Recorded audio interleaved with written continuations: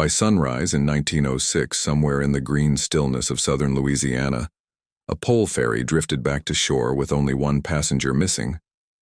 The boat came in quiet, steady, level, no rocking, and when Armand Leclerc stepped onto the landing with his pole still dripping bayou mud, the boy who'd been sitting on the plank bench 20 feet out was gone. No splash, no cry, just the slow drift of green water under cypress shade, and a small straw hat sitting dry on wet wood where Julien Boudreau, age 8, had been moments before. The air that morning tasted like iron and rotted leaves. Fog sat low over the narrow channel cut, thick enough that men standing on opposite banks couldn't see each other's lanterns. The water moved slow. Black-green, the kind that holds its secrets under a skin of pollen and moss. This was deep bayou country, miles south of any railroad where the land stayed soft year-round and roads turned to mud channels after every rain. The nearest town with a post office sat 7 miles north, connected by a shell road that flooded 3 months out of 12. People out here lived by the rhythm of water. When it rose, when it fell, when it turned from clear to clay-brown after a storm upriver. Armand worked that ferry 6 days a week, poling back and forth across a stretch no wider than a wagon length, ferrying field hands and children and women with baskets, sometimes a mule if the animal stayed calm. He knew every root snarl under that water. He knew which cypress knees to miss with the pole, where the current pulled left near the shallows, how long it took to cross if you didn't fight the drift. 15 years on that cut, and he'd never had trouble, not once. The ferry itself was nothing more than a flat-bottomed skiff, 12 feet long with 2 plank benches nailed crosswise, and a rope guide strung overhead in case the pole slipped. Armand didn't use the rope. He never needed to. Julien Boudreau was a known child. Quiet boy. Dark hair always cut neat by his mother Céline, who kept house near the old Duga sugarcane press 2 miles up the ridge road. The press had been idle for 3 years, rusted out, half sunk into the soft ground, but the house beside it still stood solid, and Céline worked hard to keep it that way. She took in mending, sold eggs from 6 hens, and grew okra and greens in a patch behind the house that stayed above water even in flood season. Julien was her only child. His father had died of fever 2 winters back, and since then it had been just the 2 of them, careful and quiet, making do. Julien crossed that ferry 3 mornings a week to help his uncle sort crayfish traps on the east side. His uncle, Theo, paid him in coin when he could, and in fish when he couldn't, and Julien never complained. He was the kind of boy who did what was asked without fuss. Neighbors said he had his father's steady nature. Céline would walk him to the landing before dawn, wait until Armand pushed off, then walk back through the oak tunnel to start her day. She trusted Armand. Everyone did. The man didn't drink, didn't talk more than needed, and he'd never lost so much as a chicken crate in 15 years of poling that cut. But on that fog-green morning in early April, Armand Leclerc pushed off from the west bank with Julien sitting quiet on the center bench, his small hands folded over a tin pail his mother had packed with cornbread and an apple. The boy wore a straw hat too big for his head, his father's old one brim bent on one side, and around his neck, knotted on a length of cotton string, hung a set of tin charms Céline had made from flattened bottle caps and old harness rings. She believed in small protections. She'd whispered a blessing over those charms the night before and told Julien to keep them close. There were 5 charms in all, 3 bottle caps hammered flat and stamped with a cross using a nail head, and 2 iron rings she'd rubbed with salt and rainwater. She'd knotted them tight on braided cotton, the kind that didn't fray easy in wet air. Armand said later, and he said it only once to the parish priest and never again, that the pole struck mud midway across. Not a snag, not a root, just soft bayou bottom that shouldn't have been there in the deep part of the channel. He'd poled that exact line 1,000 times. The deep part ran down the center, 8 feet if you measured it right, and the pole never touched bottom there. But that morning it did. He felt it give under the pole tip, soft and wrong, and the ferry slowed, drifted a few feet east with the sluggish current, and in that span of drift, no more than 10 seconds, he swore, Julien Boudreau was gone. No movement in the water, no ripple breaking the moss skin, no sound of a body falling, no shift in weight that would have rocked the boat. Armand turned, pole still in his hands, and the bench sat empty. The straw hat rested dry and clean on the wet plank where the boy had been sitting. And beside it, coiled neat as if someone had laid it there with care, sat the string of tin charms and still warm. Armand touched the charms once. He said his fingers came away hot, like they'd been sitting in sun all morning, though the fog hadn't broken and the wood under them was slick with cold dew and bayou mist. The heat wasn't fading either. It stayed steady, unnatural, like metal left too close to a fire. He pulled his hand back and stared at the empty bench, at the dry hat, at the coiled string glowing faint in the gray light. He didn't pick them up. He pulled the rest of the way across in silence, his hands shaking so hard the pole knocked twice against the hull. And when he reached the east landing, he tied off and walked straight to the Boudreau house without stopping. Céline heard him coming up the path. She was hanging wash on the line strung between two post oaks, and when she saw Armand's face, she dropped the shirt in her hands and ran. He told her in 3 sentences. Julien stepped on. The pole stuck. The boy was gone. She didn't scream.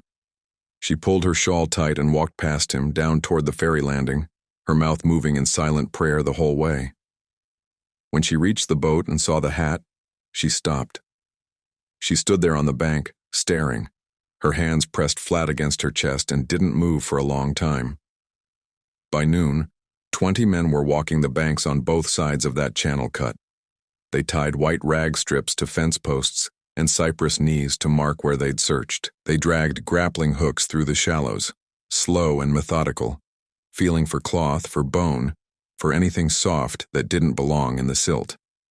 The water was only 8 feet deep at its worst, and clear enough in daylight to see a pale hand if one floated past. But they found nothing. Not a shoe, not a thread of shirt fabric, not a single bubble rising where a body might have sunk. Dogs were brought in by mid-afternoon, 3 hounds, good trackers, used to working wet ground. They sniffed the bench where Julien had sat, circled the ferry twice, and then refused to go near the water. All 3 lay down on the bank and whined, low and continuous, until their handler pulled them back. He tried again an hour later. Same result. The dogs wouldn't even look at the channel. One of them started digging at the base of a willow tree, frantic and directionless, until the handler dragged it away by the collar. The hat and the tin charms stayed on the ferry bench all day. Nobody wanted to touch them barehanded. When Céline finally came back to the landing at dusk, she reached for the charms, but Father Gautier, the parish priest, put a hand on her wrist and told her to wait. He wrapped the charms in a square of cotton cloth and placed them in his coat pocket. The hat he left where it was. It sat there for 3 days, dry and still, even through an afternoon rain that soaked the rest of the boat. The brim never darkened. The straw never swelled. Men who passed the landing said it looked like the rain was falling around the hat, not on it. And on the second evening, just as the light went copper through the cypress, 2 fishermen pulling catfish line near the east bank heard a boy humming, soft, tuneless, coming from beneath the root mass of a big bald cypress that leaned out over the water. They stopped pulling line and listened. The hum went on for maybe 20 seconds, high, sweet, like a child trying to remember a song, and then it stopped. They marked the tree with a strip of cloth and went to find the priest. Father Gautier came back with 4 men and 2 lanterns. They waded into the shallows and felt along the submerged roots with their hands, careful and slow. But there was nothing there. No gap. No hollow. No place a boy could wedge himself and hum. The roots were tight as woven iron, and the water under them was too shallow to hide a body. But when they climbed back onto the bank and stood quiet, listening, the hum came again, fainter this time, deeper in the root tangle, like it was moving away from them through wood and water. One of the men, a field hand named Emile, said it sounded exactly like Julien. He'd heard the boy hum while working traps, always the same wandering tune, and this was it. Father Gautier told him to be quiet, but Emile kept talking. He said the hum was coming from inside the tree, not under it. From the heartwood. The priest didn't answer, but he marked the cypress with a deep cut from his knife and told the men not to come back to that spot alone. That night, the parish sheriff, a man named Trosclair, ordered the channel roped off. He had men string a hemp line across the cut at both ends, thick as a man's wrist. tied to iron stakes driven deep into the clay banks. Nobody was to cross. No boats, no swimming, no fishing. The ferry sat tied and empty, and Armand Leclerc refused to go near it. He moved in with his sister 3 miles upriver and didn't speak about the crossing again. When men asked him what he'd seen, he shook his head and walked away. The rope stayed up for 2 weeks, and when Sheriff Trosclair finally ordered it pulled and inspected, both lines came back coated in fine river silt, on the inside of the fiber, not the outside. Men who handled that rope said it felt like something had run fingers through it from the center out, slow and patient, leaving mud in the twist of every strand. The silt was cold and smelled like deep water, the kind that never sees sun. They burned both lines in a barrel behind the parish hall and didn't talk about it afterward. Fishermen in that part of Louisiana still won't work that channel cut after noon. The ferry landing on the west bank was torn down in 1911, and the wood dragged inland and used for fence rails. Boats go wide around that stretch, even now, taking the long curve south where the water runs clear and fast. And on certain mornings in early April, when the fog comes in green and thick, people who live near the old Duga press say you can still hear a soft hum rising from the cypress roots, tuneless, sweet, like a child trying to remember a song his mother used to sing. The morning Julien disappeared, Armand Leclerc had pushed off from the west landing at 20 minutes past 5. 3 people saw him do it. Céline Boudreau watched from the bank until the boat faded into fog. Old Madame Thibault, who lived in a shotgun house 50 yards from the landing, heard the pole knock against the hull. 2 steady knocks, the sound Armand always made when he started the crossing, and a trapper named Gustave, checking his line upstream, saw the ferry's shadow move across the water, low and slow, exactly the way it was supposed to. By Armand's own count, the crossing took no more than 4 minutes that morning. Fog slowed him some, but not much. He said he reached the midpoint, felt the pole strike bottom where it shouldn't, and turned to ask Julien if he'd felt the boat shift. That's when the boy was gone. Armand reached the east landing, he said, by 5:30, maybe 5:33. He tied off and walked straight to the Boudreau house without stopping to check his line or set the pole aside.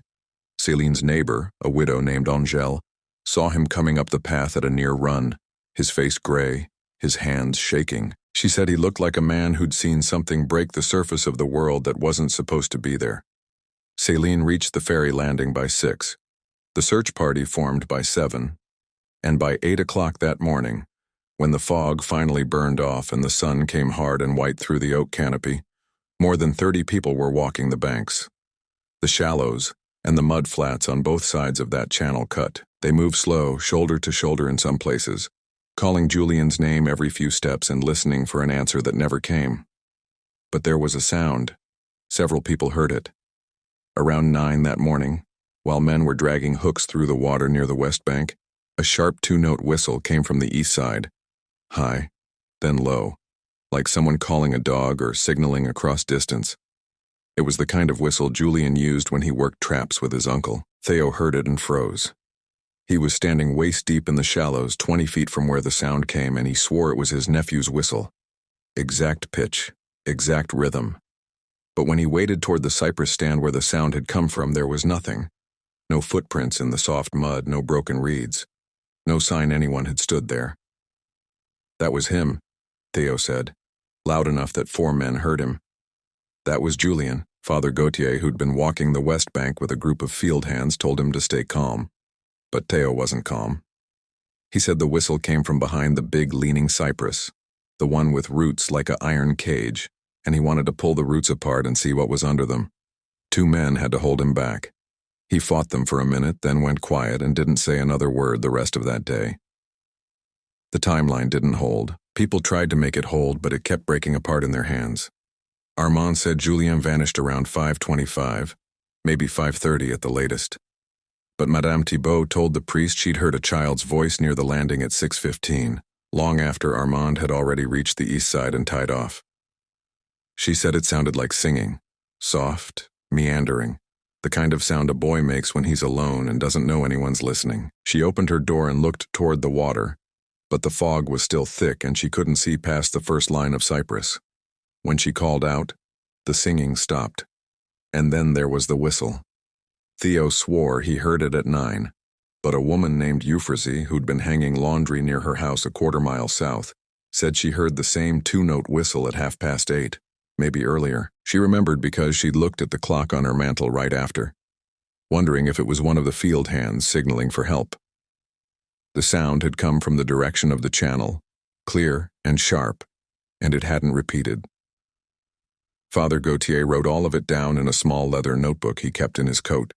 He noted the times, the names, the directions people pointed when they described where sounds had come from. By the end of the first day, he had 6 separate reports of sounds that should not have existed if Julien Boudreau had drowned at 5:30 that morning.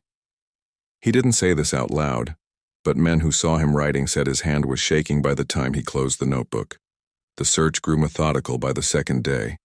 Sheriff Trosclair brought in men from 2 neighboring parishes and organized them into lines. They walked the banks in groups of 4, tying white rag strips to fence posts and tree trunks every 20 feet to mark ground they'd already covered. They dragged grappling hooks through every section of the channel, slow and careful, pulling up nothing but cypress knees, old fishing line, and one rusted skillet someone had lost years back. The water was shallow enough in most places that a man could wade across without the current pulling him under. They checked every submerged root, every soft pocket of silt, every tangle of driftwood wedged against the bank. Dogs were brought back on the 3rd day. Not the same 3 that had refused the water. Their handler wouldn't bring them near the channel again, but 2 new hounds from a farm near Thibodaux. These dogs had no trouble with water. They'd tracked men through swamp before, found bodies after floods, worked in conditions most animals wouldn't tolerate. But when the handler walked them down to the ferry landing and let them sniff the bench where Julien had sat, both animals went stiff. They didn't whine, they didn't pull, they just stood there, heads low, and wouldn't move. The handler tried to lead them toward the water. One dog lay down flat and refused to get up. The other turned and walked back toward the road, slow and deliberate, like it had decided the job was over. "I never seen them do that," the handler said. Not once. By the 4th day, strange details started piling up in ways no one wanted to talk about directly. A rag strip that had been tied to a fence post on the west bank disappeared overnight. Men swore they'd knotted it tight, thick cotton fabric that wouldn't tear in wind, but when they came back the next morning it was gone. And on a cypress knee 15 feet south, a knee they'd already marked and searched, a fresh strip of white cloth was hanging, knotted in a way none of the searchers recognized. Sheriff Trosclair cut it down and held it up to the light. The fabric was clean, dry. It smelled faintly of soap, the kind Céline Boudreau used when she boiled laundry. No one could explain it. Trosclair folded the cloth and put it in his pocket and told the men to keep searching. And then there was the smell. On the 5th day, just after noon, a group of men working the east bank caught the scent of hot metal. Sharp, acrid, like a branding iron left too long in coals. It came and went in waves, strong enough that 2 men covered their noses with their sleeves. They searched the area looking for a fire, a discarded tool, anything that might explain it. There was nothing. No ash. No scorched ground. Just that smell, drifting through the humid air for maybe 10 minutes before it faded and didn't come back. The older men in that part of Louisiana were already starting to create rules. Not official ones, nothing the sheriff wrote down or the priest blessed, but the kind of rules people make when they're scared and don't want to admit it. By the end of the first week, field hands who crossed the channel for work started traveling in pairs. No one went alone. No one crossed before sunrise or after the light started to fail. Mothers told their children to stay away from the water, even in places where they'd always been allowed to wade and play. And men who worked the ferry, because someone had to keep it running even after what happened, refused to pole across if the fog came in thick. 2 men, always, one of them said when Father Gautier asked why he wouldn't take a solo passenger anymore. "I'm not going out there alone. Not ever." The priest didn't argue. On the 7th day, just before dusk, Céline Boudreau walked down to the ferry landing by herself. She'd stayed away for nearly a week, kept indoors by neighbors who were afraid she'd do something desperate. But that evening, she slipped out while Angel was cooking supper and walked the quarter mile to the water. When she got there, The ferry was tied off on the west side, empty and still. The straw hat was gone. Father Gautier had finally removed it and locked it in the parish office. But the bench where Julien had sat was still there, and Céline stood on the bank staring at it for a long time. Then she heard the hum.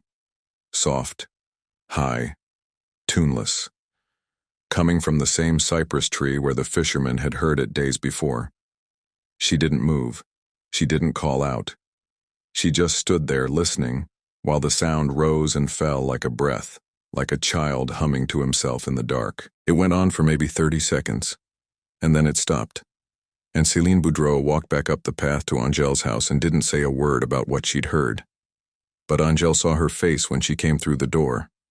And later, when the priest asked what Céline had looked like that evening, Angèle said it was the face of a woman who'd heard her son's voice and knew, really knew, that he wasn't coming back. By the 10th day, men were still walking the banks. But the search had slowed. There was nowhere left to walk that didn't already hold their boot prints. The channel had been dragged, weighted, and marked in every direction. The dogs wouldn't work. The sounds kept coming. Whistles, hums, soft scraping noises under the dock at night. But nothing led anywhere.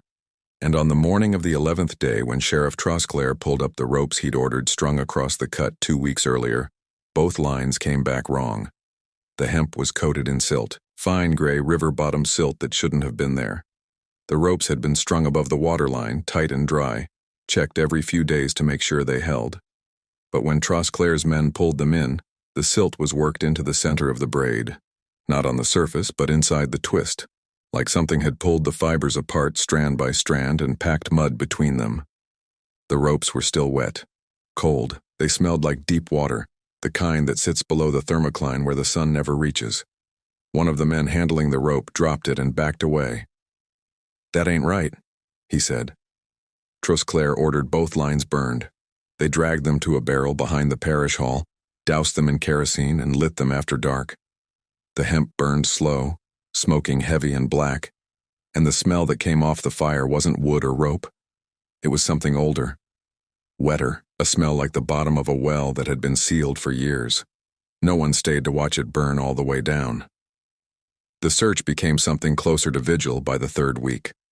Men still walked the banks, but the rhythm had changed. It wasn't about finding Julien anymore. Not alive anyway. It was about finding something.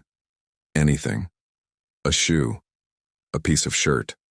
Some proof that the boy had been real, and that what happened to him had a cause that could be named and written down and understood. Father Gautier organized the effort like a church service. Every morning at dawn, he gathered whoever had come to help, 15 men some days, 30 on others, and divided them into groups. Each group took a section of the channel, North Bank, South Bank, the shallows, the deep cut, the cypress stands. They walked in lines, slow and deliberate, marking their progress with rag strips tied to fence posts and tree trunks. Women from the parish brought food at midday, pots of red beans, cornbread wrapped in cloth, jars of cold tea. They set up a table under the oaks near the landing and didn't talk much while the men ate. Céline Boudreau came every day. She didn't search. She just sat on a bench near the table, her hands folded in her lap, watching the water. Angèle stayed with her, and sometimes Madame Thibault, but Céline didn't speak to them. She didn't speak to anyone. She just watched, hour after hour, like she was waiting for something to surface. By the 4th week, the search had become a grid. Sheriff Trosclair brought in a surveyor from Baton Rouge, a man named Collier who'd worked flood recovery after the big storms. Collier divided the area into squares, each one marked with stakes and numbered on a map he kept in a leather case. The men worked one square at a time, combing through every inch of ground, every tangle of root, every pocket of soft mud. They found a rusted plow blade, a child's wooden top, old and water-stained, 3 catfish traps that had been lost years before, but nothing that belonged to Julien Boudreau. And then, on the 26th day, something appeared that shouldn't have been possible. A field hand named Baptiste was walking the north bank, checking a section they'd already searched twice. He was moving slow, dragging a stick through the grass to feel for soft spots, when he saw something small and bright lying on a flat stone near the water's edge. He stopped, leaned down, and there, coiled neat as a pocket watch, sat a string of tin charms. 5 charms.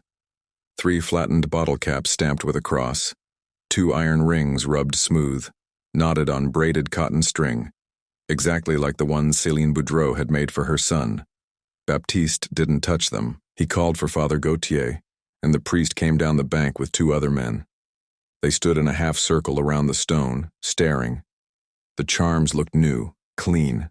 The tin wasn't tarnished, the cotton wasn't frayed, and when Father Gautier finally reached down and picked them up, careful like he was lifting something fragile, he pulled his hand back fast.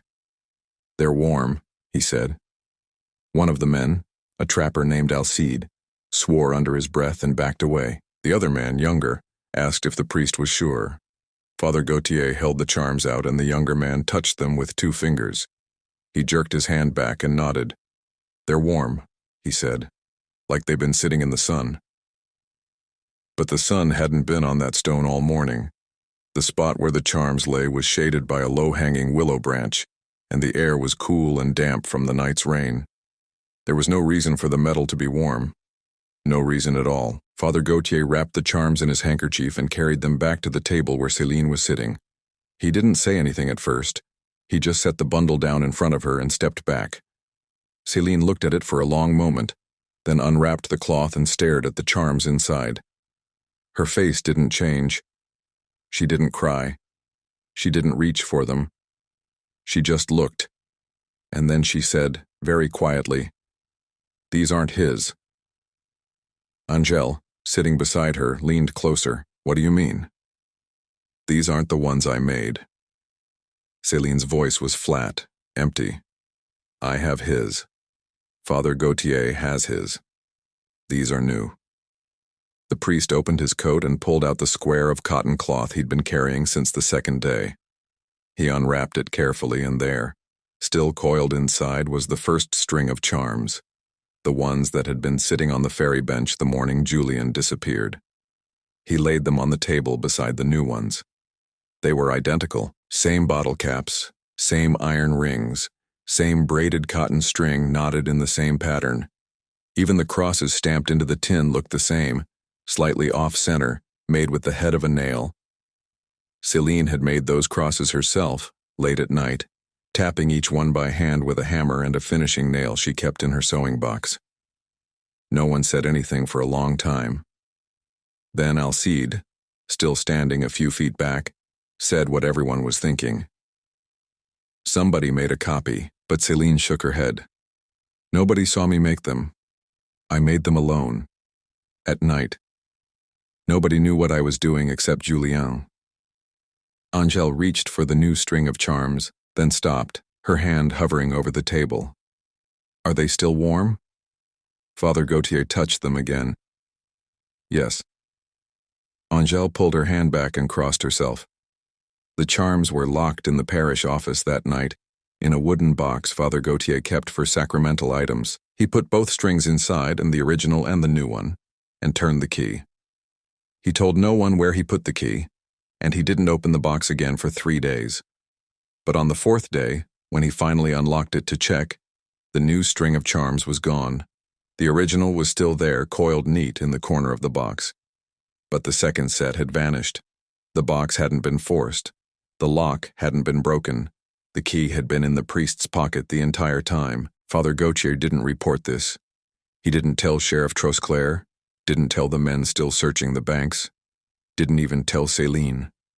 He just locked the box again and carried the weight of it alone. By the 5th week, people were starting to talk in ways they hadn't before.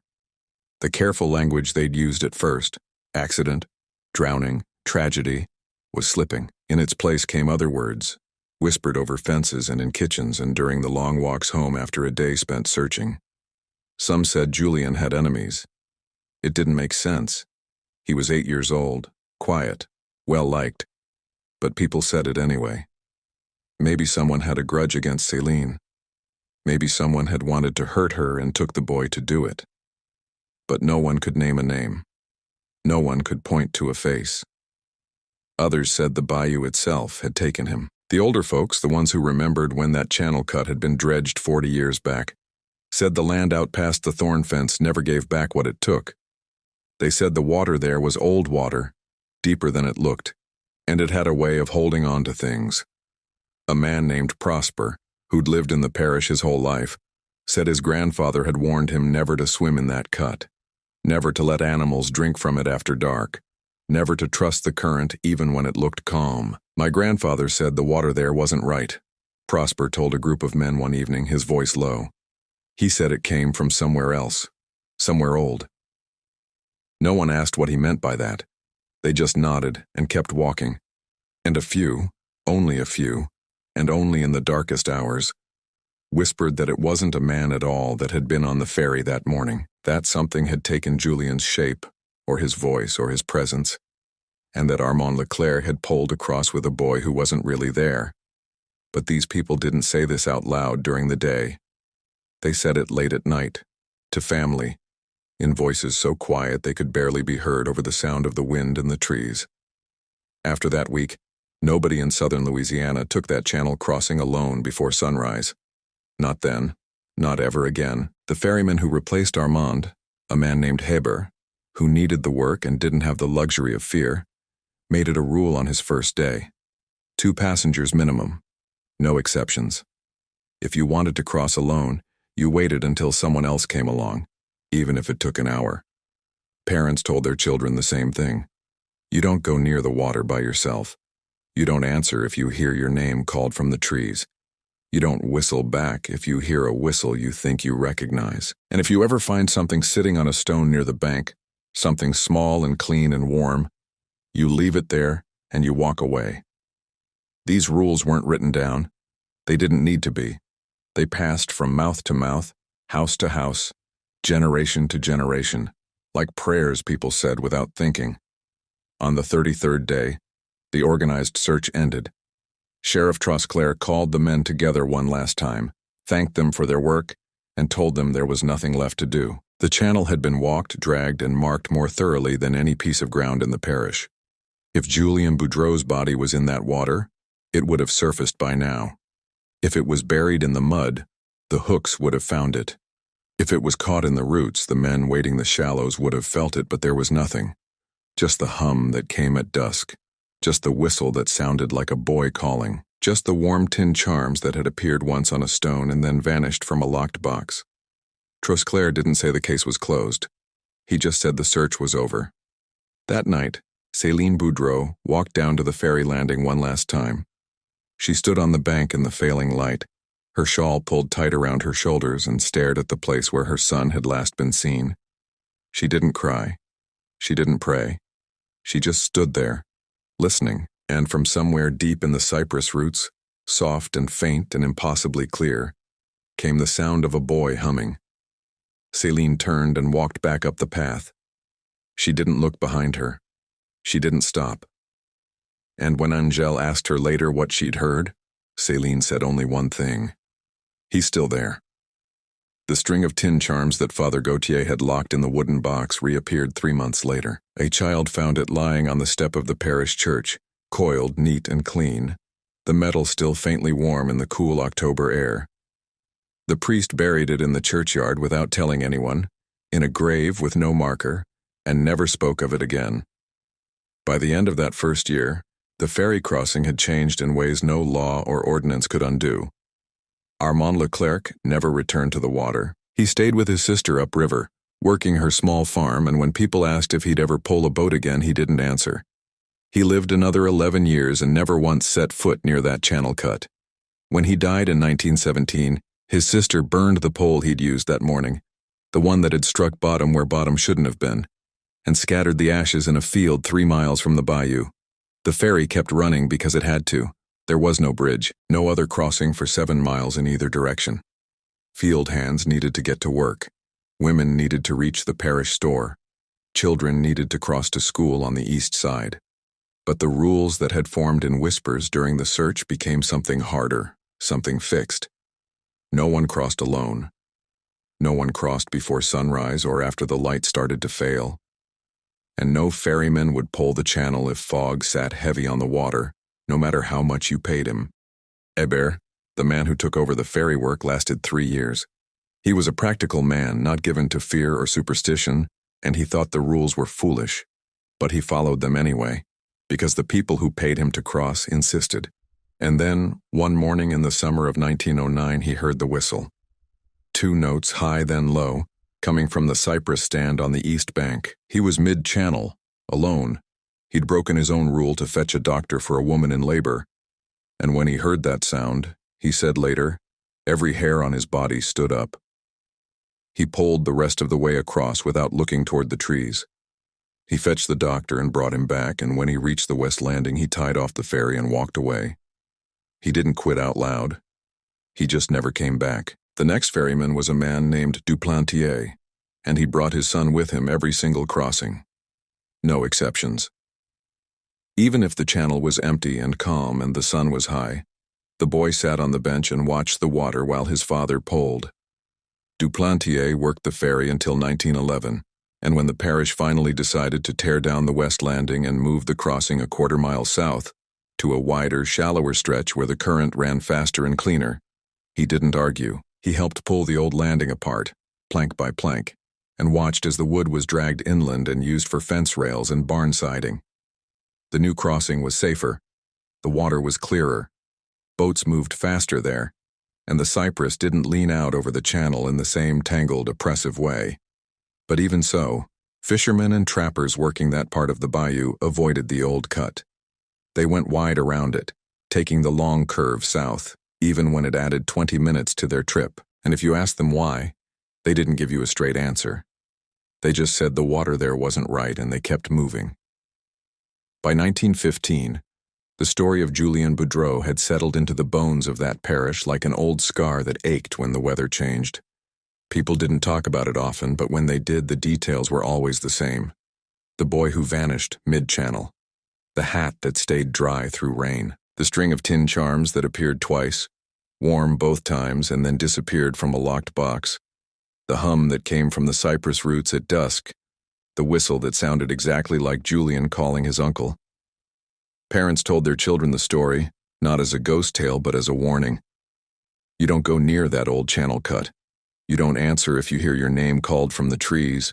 You don't cross the water alone, ever, no matter how calm it looks. And if you find something small and warm lying on a stone near the water, a charm, a coin, a button, you leave it there, and you walk away. These weren't suggestions.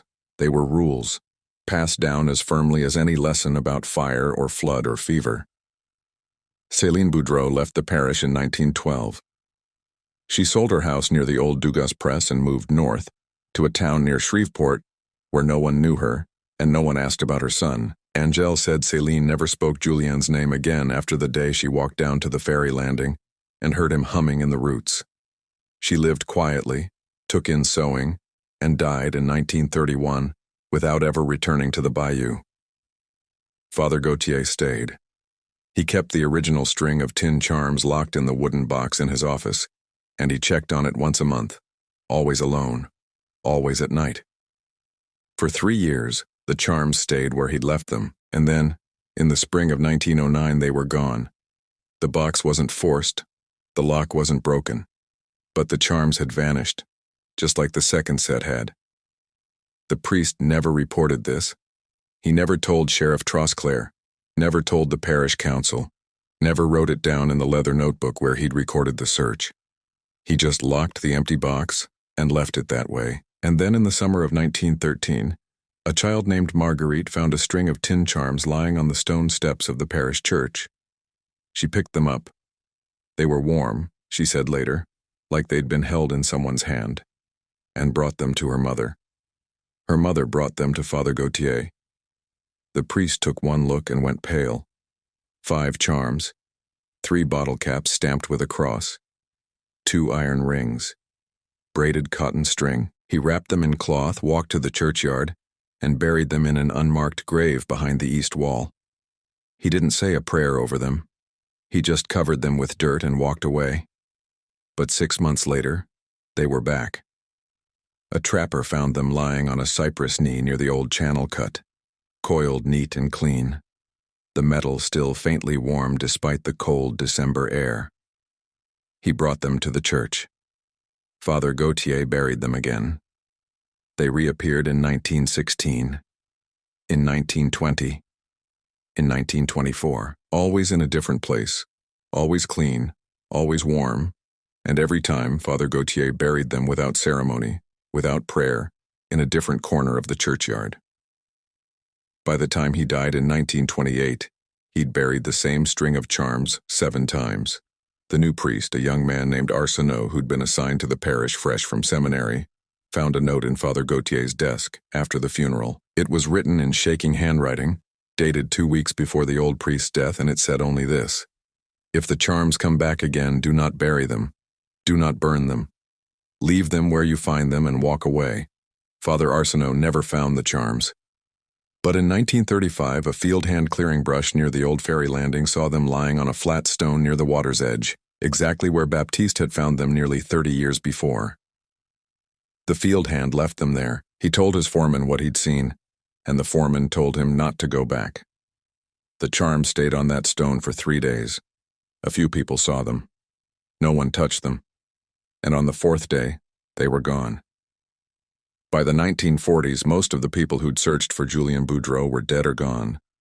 Theo, his uncle, had died in 1923, Sheriff Trosclair in 1929. Madame Thibault, who'd heard the singing the morning after Julien disappeared, passed in 1918 during the influenza. Angèle lived until 1937, and before she died she told her daughter the whole story, every detail, every sound, every impossible thing, and made her promise to pass it on. "Don't let people forget," she said. "Don't let them think it was just a boy who drowned." But the younger generation didn't need reminding. They'd grown up with the rules. They'd been taught not to cross the water alone, not to answer voices from the trees, not to trust the fog when it came in thick and green. They'd learned these things the way they learned to swim or to tie a fishing line, and they taught them to their own children in turn. By 1950, the story of Julien Boudreau had become part of the landscape. It wasn't history. It wasn't legend. It was just something people in southern Louisiana knew, the way they knew which roads flooded in spring and which wells ran dry in summer. And if you asked them what really happened that morning in 1906, most of them would give you one of 3 answers. Some said it was foul play. Someone had taken the boy, maybe for ransom, maybe for spite, and the body had been hidden so well it was never found. The strange sounds, the warm charms, the whistle. All of it was coincidence or imagination, or the result of grief playing tricks on people's minds. Others said it was the bayou itself. The current had pulled him under, quiet and fast, and the body had sunk deep into the silt where no hook could reach. The rest, the sounds, the objects, the timeline that didn't fit, was just the way memory worked when people were desperate for answers that didn't exist. But there was a third version, and this one nobody said out loud unless they were sure of the company. This version said that Julien Boudreau hadn't drowned, that he'd been taken by something that lived in the old water, something that had been there long before the channel was dredged, and would be there long after the last boat stopped crossing. Something that could hum in a boy's voice and whistle in his exact pitch and leave warm metal on cold stones just to remind people it was still there. This version didn't have a name. It didn't have a shape. It was just a feeling, passed down through generations, that the water in that channel cut wasn't ordinary water, and the silence under the cypress wasn't ordinary silence. And on certain mornings in early April, when the fog comes in green and heavy and the air tastes like iron, people who live near the old ferry crossing still hear it. A soft hum, tuneless and sweet, rising from somewhere deep in the cypress roots, the sound of a boy who never came home, still waiting by the water, still calling in the only voice he has left. Fishermen don't tie up near that stretch anymore. Trappers don't set lines there. Children are told to stay away, and they listen, because even now, more than a century later, the rules haven't changed. 2 people, never 1. Not before sunrise. Not after the light fails. And if you hear your name called from the trees, you don't answer, because in southern Louisiana, people still remember what happened to the boy who crossed alone. Which version makes sense here? The human one, the natural one, or the impossible one nobody in Louisiana dares to say out loud? Subscribe so you don't miss the next story.